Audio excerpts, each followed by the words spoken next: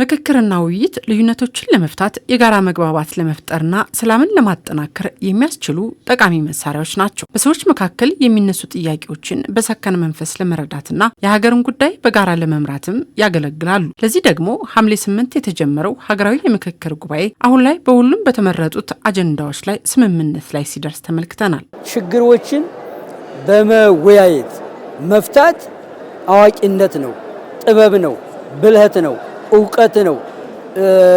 አንደኛ ለሀገርም ለሕዝብም ለሁሉም ማሰብ ነው። ምክንያቱም ለምን እንሞታለን?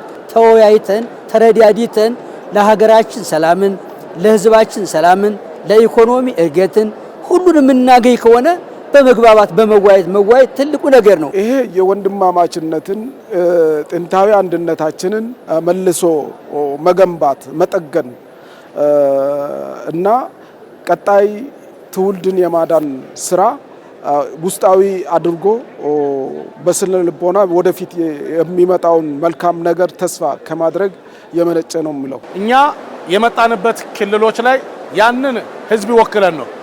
እኔ እዚህ ጋር ቁጭ ስል 130 ምናምን ሚሊዮን ህዝብን ወክዬ ነው። ስለዚህ ለዛ ህዝብ የማይመቸውን ለኔ ብቻ የሚመቸውን ተስማምቼ አጀንዳ ላይ ቃለ ጉባኤ ላይ ፈርሜ ቢሄድ ነገ የታሪክ ተወቃሽ ነው የሚሆነው።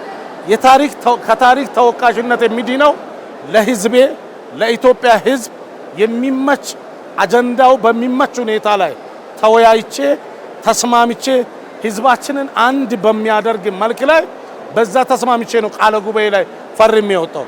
ይህ ደግሞ የኔ ብቻ አይደለም፣ 4ቱም ሺህ ለሁሉም ለህዝብ በሚመች ሁኔታ ነው 8ቱንም አጀንዳ ሲፈርም ህዝቤን ይሄ ይወክላል ብሎ ነው የፈረመው።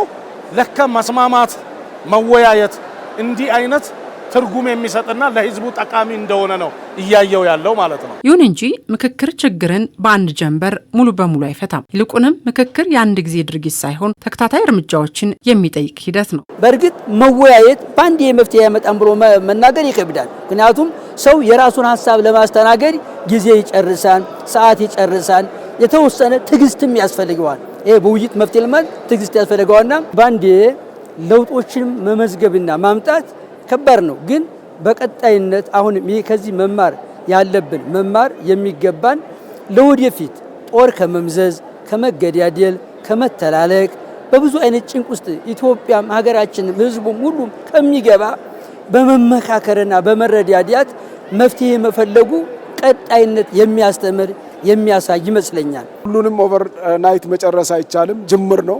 አንድ ብለን ያልነው አንድ ብለን ስላልን ቀጣይ በይደር የሚሆኑም ነገሮች ይኖራሉ። መሰረታዊ ፍላጎቱ እኛነት ነው። አገርን የማዳን ጉዳይ ነው። ቀጣይ መጪውን ትውልድ የማዳን ጉዳይ ነው። ስለዚህ እያንዳንዱ ዋናውን አላማው አገርን የማዳን ስለሆነ ምንም እንኳን ፍጭትና ሙጉት ነገር ክርክር ነገር ያለው መስሎ ቢታይም መነሳት ያለበት የጠበቅነው ነገር ስለሆነ ጥሩ ነው ብዬ ነው እምለው ነኝ። ወደ መጨረሻው ምዕራፍ የደረሰው ሀገራዊ ምክክር ጉባኤው ተጠናቆ በአግባቡ ወደ ትግበራ ከተገባ ለኢትዮጵያ አዲስ ምዕራፍ ይከፍታል ባይ ናቸው ተመካካሪዎች። ይሄ ምክክር ወደ ውጤት ተቀይሮ ወደ ስራ ትግበራ ከገባ ኢትዮጵያ የምታተርፈው አንድነትን ነው፣ ሰላምን ነው፣ ልማትን ነው።